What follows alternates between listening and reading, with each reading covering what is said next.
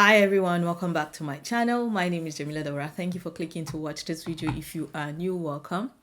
And if you're a returning subscriber, hi. Today's video is going to be unpopular opinions about why people feel like Arewa, most especially HAUSA FULANI marriages, don't last. Now, mind you, these are unpopular opinions, so that makes it my own opinion. If you have other opinion or if you disagree with some of the things that I have said, let me know. I would like to also know about your own unpopular opinions about why you feel like that HAUSA FULANI marriages don't last. First of all, I would sincerely even say that this is a misconception. Let's just say that one thing that we understand very well are our rights as Muslims, and let's assume Christians, where divorce is highly frowned upon. We understand our rights, and even though we do give into cultural stuff like that, we are very comfortable with the fact that Allah made divorce halal. This is to protect us, this is to save us from harm, and it is very easy for us to jump into it. I think that is the comfort that we drive, and that is why you see that when a woman or a man is in a marriage that is loveless, that has no love, that they are not vibing or gelling, or there is some sort of abuse and all those things, it is just easy for you to quit, call it quits. And yeah, so I guess that is one thing that I feel like a lot of HAUSA FULANI people have embraced, and that is why I would see that divorce is very rampant, and being married multiple times is also on the very high side, because there is stigmatization of divorces. Even though it is there, it is not as high as we will find in other parts of the country. The first reason why I feel like HAUSA FULANI marriage don't last is because Arewa men, our HAUSA FULANI men, are too full of themselves. Like, they are very, very pompous. Now, the reason why I say this is because there are things that you as a married man or married woman, you should be able to bring yourself down to accommodate, to endure, to tolerate. But because they don't preach tolerance in marriage to men, they only preach it to women. Our men are very, very full of themselves. A lot of Arewa men are never really hands-on in the runnings of their homes. They feel like it is not in their place, and already they've kind of made it look like terbiya, the running of the home, the nurturing of the children, and everything is just for the woman. So all they want to do is just make the money, bring it, and that is it. They don't have any work other than that. But that is the misconception, and because of this attitude, they are just so full of themselves, and they are providing bare minimum, and that bare minimum should be sufficient, but it is never enough. Marriage is not just about provision. There's that protection, and protection is not only physical, it is also emotionally protecting and connecting with your wife. If you are that man that feel like your work starts and ends with just provision, please, that is not where it starts and ends with. You need to do more than just provision. You need to really get off that high horse and connect with your family. It is a basic unit of the society. That is where your connection starts from, not the connection you have outside. This second one, show me a HAUSA girl that is not emotional. And now this is another level of emotional. HAUSA girls or Arewa girls, they are too emotional for my liking. And of this crop of Arewa women that we have, too much Telemundo, too much Indian movies, Z World has just softened them up. Any small thing, Malama, hide my ID. My husband came home and he's looking some kind of way. Ni yanzu fa bana son sa kuma na gan son sa ya fita daga raina. Like, what is wrong with us? Like, I don't understand. Any small thing like this, you just see, Malama, please hide my ID. I don't feel like I love my husband anymore. Can you I don't know, like, we all see these messages on Instagram, right? We see them, and some of them I'm just like, how does this even make sense to you? That emotion, that is like the wrong sense or the wrong side of emotion. You like, there in marriage, once two people come together to be married, you have to have room for mistakes. If there is no mistake, then there is no learning and there is no growing. That is how I see it. If I don't make mistakes, if I don't maybe do something unintentionally that might offend you, then I might not know that something like this is something you don't want. And I learned that, oh, you don't like something like this, then I back off and I don't repeat it, hopefully. Again, when a man goes out, he meets different people. There is work, there is the load of work that they actually suppress. And that is another thing, tying it back to my first point of men being, Arewa men being on the high horse. Sometimes it is not even their wish, it is how they are raised. Nobody ever sits them down to ask them how they are feeling. What do you want?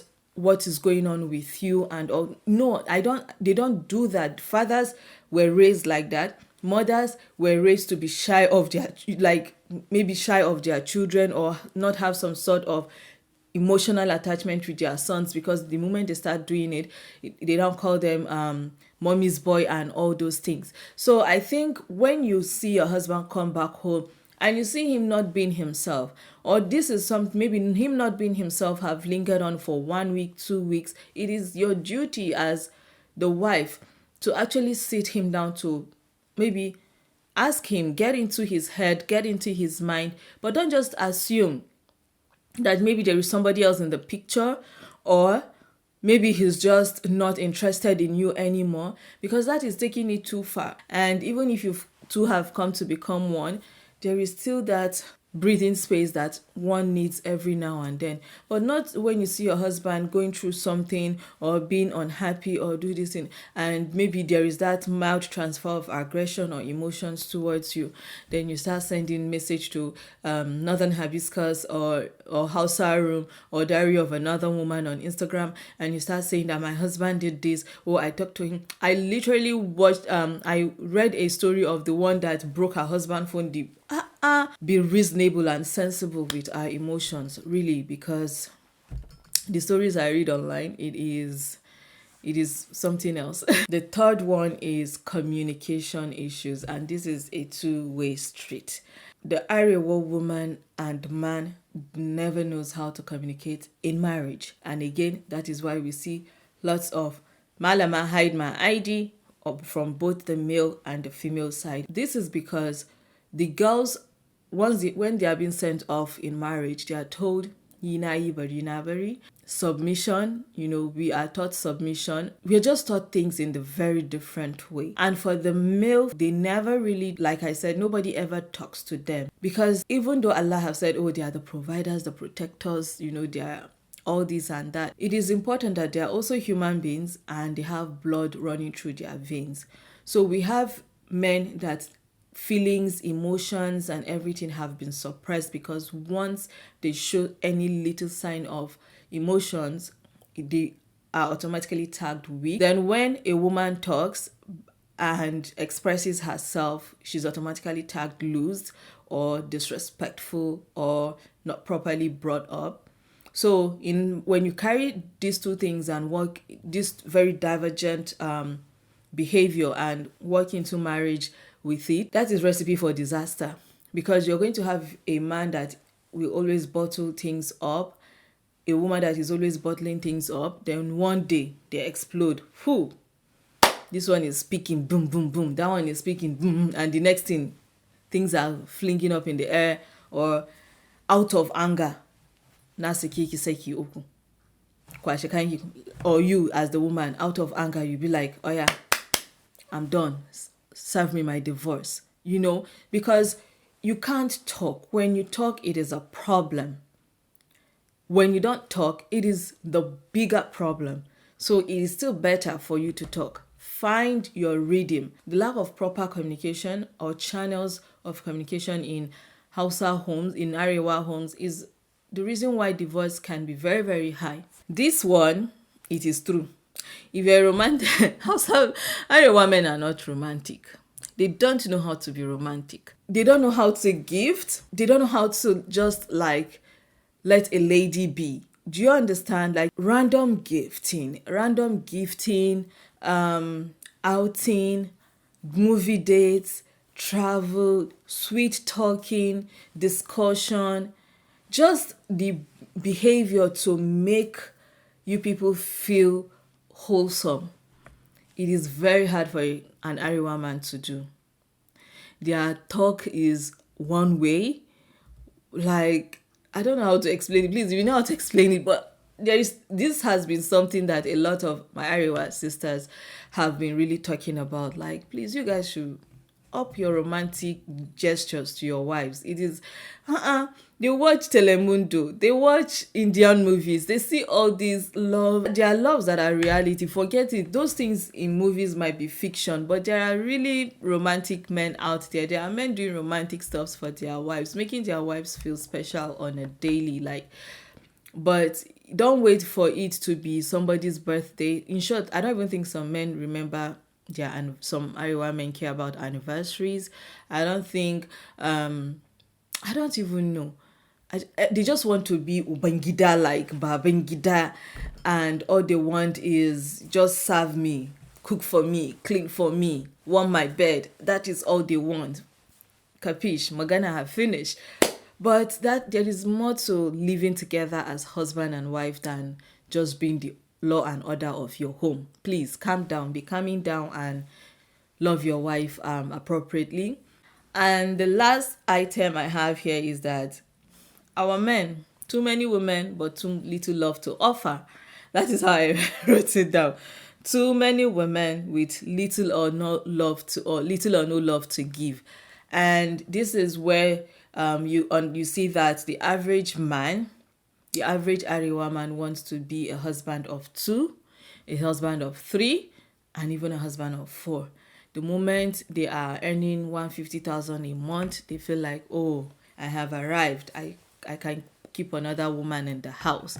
Even a Megad has 2 wives, so why can't your guy have 2 wives as well, right? So you see a man that have not even properly fed, loved the one in the house appropriately or even sufficiently enough, you find out that he wants to go marry another wife. If you have 100%, that 100% for now, it is for just the 2 of us and the children.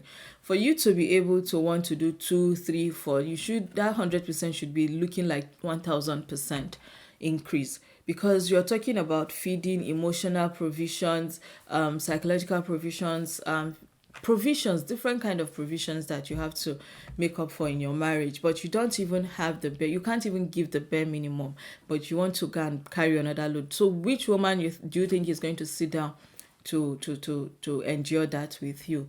So I mean, that is one big part of it these days. Like, a woman that have suffered with you, that have been through so much with you, we find it very hard to want to sit in a marriage where there's going to now be competing, like, because what you have is going to now be competing. There's going to be competing needs.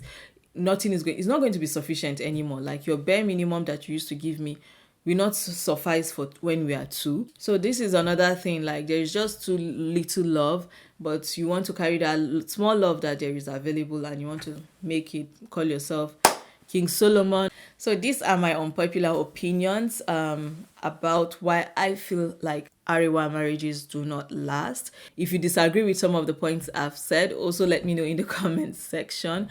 But anyways, I hope you've enjoyed this video. Please subscribe, give this video a thumbs up, and see you in my next video. Bye and stay blessed. 2 a.m. got me feeling myself all alone, but I'm loving myself.